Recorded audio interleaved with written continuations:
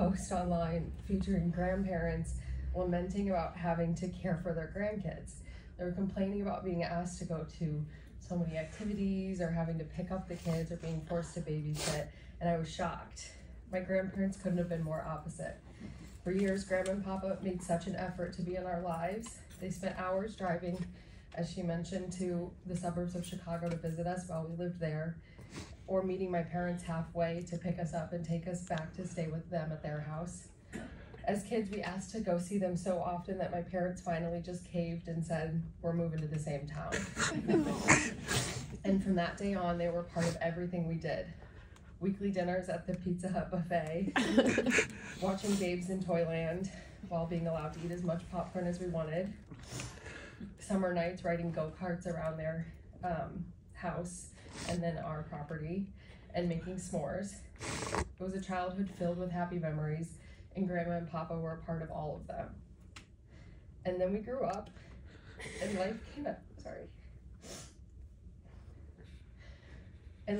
us hard when my mom died my senior year of high school.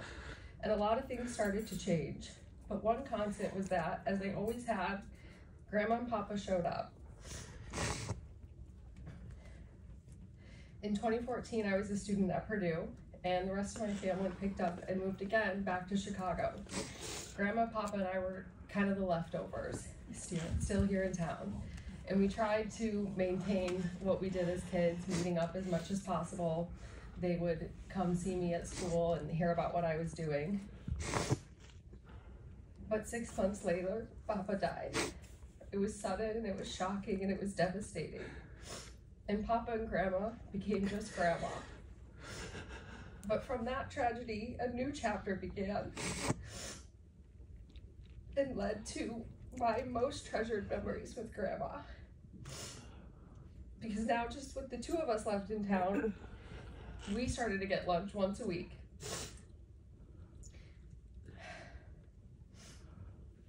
And you'd think as a college student, the best part about that would be you get a free lunch once a week. But that wasn't, it had nothing to do with it.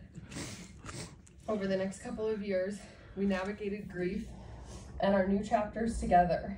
And I got to get to know her as an individual and as a friend, not just a grandma. And I always knew Grandma had a lot of friends. It was mentioned a couple times, but our family had a running joke that we couldn't go anywhere in the state without running into someone that Grandma knew. But during this time, I learned why. I found she was funny, really truly funny in a really raunchy way. She never missed an opportunity to give an inappropriate quip. I'm pretty sure they're going to have a meeting at Hallmark to try to figure out why their dirty greeting card section has had such a decline in sales. She was honest, but never judgmental. I could tell her anything going on. I could tell her I failed an exam, and she'd say, well, why? But she didn't judge me. She would tell me what she really thought, but it was never offensive. And she showed up. If you called her, she picked up the phone, or she'd call you right back and profusely apologize and say, I'm so sorry I missed your call. And if you needed help, she'd give it. A few years ago, my friends and I were on a tubing trip down the Wildcat Creek, and we had grossly misjudged the distance. We parked our cars apart from each other.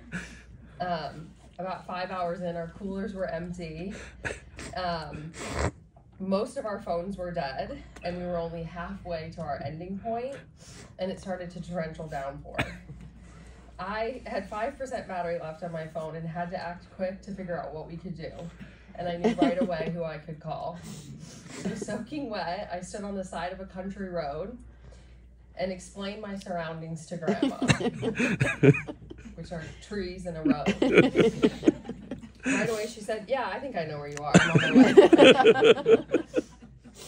And a few minutes later, there she came in the red Jeep to save the day with zero judgment.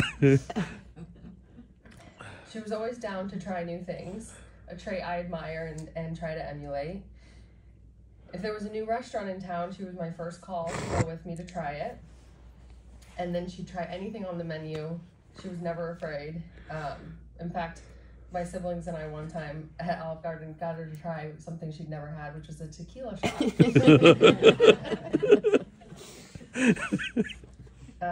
She liked to travel and visit new places, but most of all she cared deeply for her family, for her friends, and everything going on in their lives. She always knew what was up with everyone. She could give the full report on everyone's kids and nieces and nephews and dogs, what everyone was up to.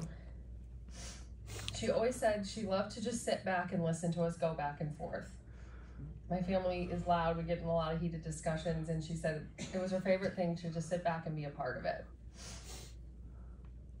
So I like to think she's watching now, listening to all the people she cared about so deeply, telling funny stories, but most of all just spending time together, which was her favorite thing. And best of all, she gets to do it again with Papa, as Grandma and Papa again.